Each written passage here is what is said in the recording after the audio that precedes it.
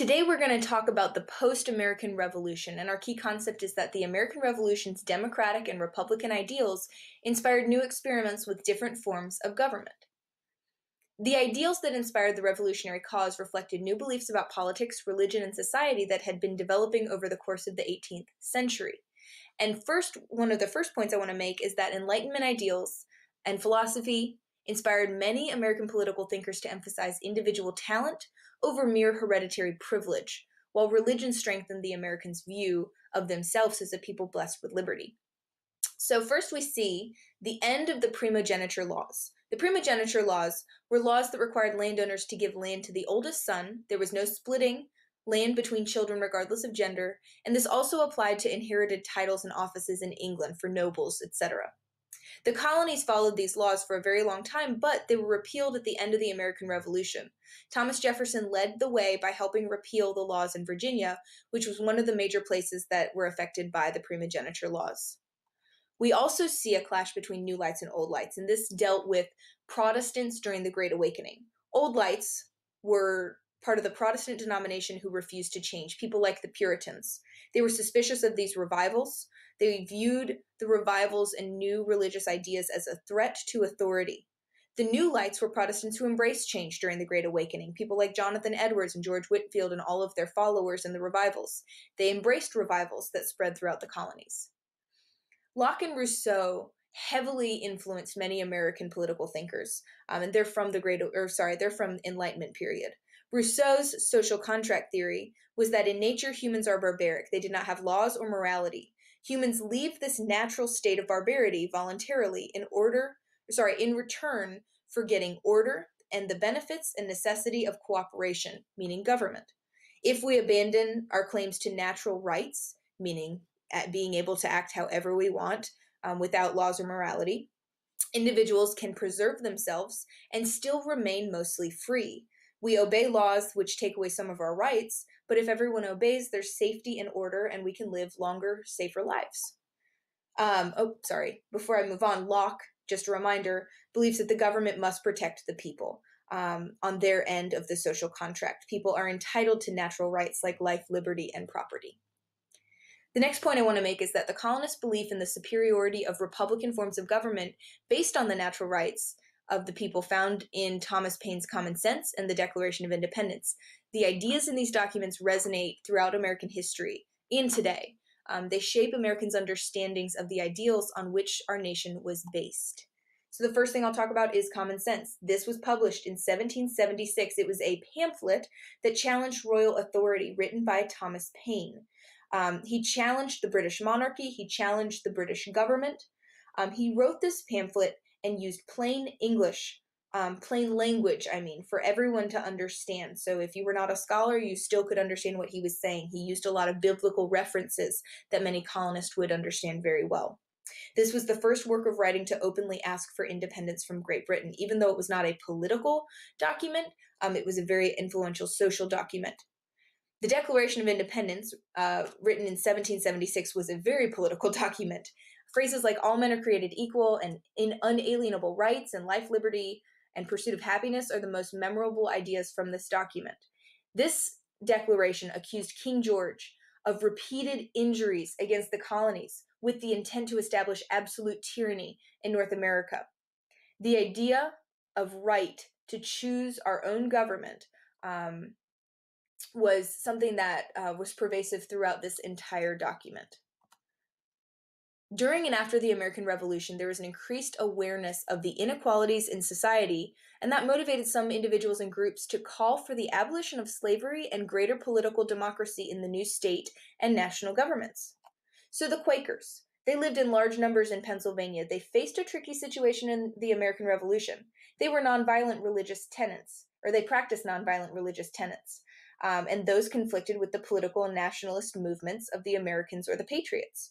Early in the Revolutionary era, Quakers find ways to participate in the revolutionary movement through nonviolent actions, like establishing economic protests, like boycotts.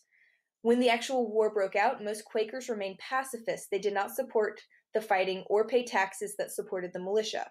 However, there was an ideological divide that happens as some Quakers do fight in the war. There's a sizable number of Quakers who participate in the conflict, and they face severe consequences from the rest of the group. Abigail Adams writes a letter to her husband John Adams titled now Remember the Ladies. This was written in March of 1776. She urged him and other Continental Congress members not to forget about women's rights when fighting for the American independence. She writes, "In the new code of laws, which I suppose it will be necessary for you to make, after the war is over, of course, I desire you would remember the ladies and be more generous and favorable to them than your ancestors. Do not put such unlimited power into the hands of the husbands. Remember, all men would be tyrants if they could. If particular care and attention is not paid to the ladies, we are determined to foment a rebellion, and will not hold ourselves bound by any laws in which we have no voice or representation." This was the first step in equal rights for women, but 150 years passed till women can vote in the 19th Amendment. We also see many people fighting for the abolition of slavery, which also does not happen at the end of the American Revolution in the colonies. And then finally, we have the Pennsylvania and Vermont emancipation and abolition laws. Vermont abolishes slavery in its constitution in 1777 partially. They freed all men over the age of 21 and all women over the age of 18 who were formerly enslaved when it was passed. Pennsylvania in 1780 passed a gradual emancipation law. It was a law to phase out slavery. Children of mothers who were enslaved were to be born free. 99% of all Pennsylvania Black residents were freed by 1820, and 100% were freed by 1860. However, every other colony and then new state after the Revolutionary War did not pass these laws, especially in the Southern and Chesapeake states. In response to women's participation in the American Revolution, Enlightenment ideas, and women's appeals for expanded roles, an ideal of Republican motherhood gained popularity. It called on women to teach Republican values within the family and granted women a new importance in American political culture. So women don't earn many more rights, but they earn an importance in society, sort of. Republican motherhood also led to improved education for women. Women who ran households during the American Revolution become very assertive, women like Abigail Adams. Pre-Revolution, many ministers, mostly Puritans, preached the moral superiority of men. But Enlightenment thinkers began to reject this. They believed that a republic could only succeed if its citizens were virtuous and educated. Well, women were the primary caretakers for American children, so the women must be schooled in virtue so they can teach this to their children. Many children were schooled at home. The first American women's academies were actually founded in 1790, and these would educate women on the concept of republicanism, liberty, freedom. It would teach them about government, teach them Latin, etc. The concept of educated women became known as Republican motherhood. And finally, the American Revolution and the ideals set forth in the Declaration of Independence reverberated in other places like France, Haiti, and Latin America, and they inspired future independence movements. The French Revolution lasts from 1789, which is really the first year that we have our new constitution, through 1799. It led to a series of European wars, which forced the U.S. to declare neutrality, which we'll talk about a little bit later, in order to avoid being drawn into these conflicts. The French Revolution influenced U.S. politics as pro- and anti-revolutionary factions formed and tried to influence U.S. domestic and foreign policy. The U.S. supports the French democratic reforms from afar, but more radical changes occur later. The U.S. was politically divided by the French turmoil.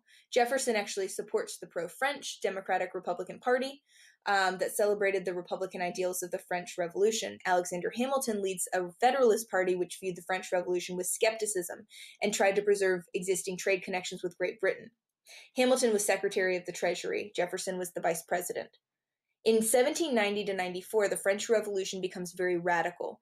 The French King Louis the, 16th was executed. Robespierre, you've probably heard of him, spies on citizens, executes disloyal people, storms the Bastille, arrests many people, and strikes fear in the hearts of many. And this ends with Napoleon Bonaparte taking power.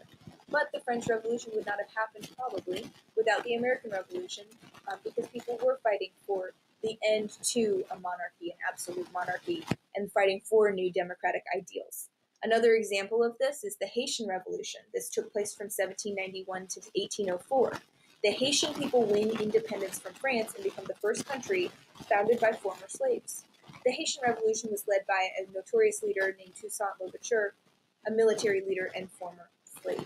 Again, the belief is that many historians say these two revolutions would not have happened without first the American Revolution. If you guys have any questions, please let me know.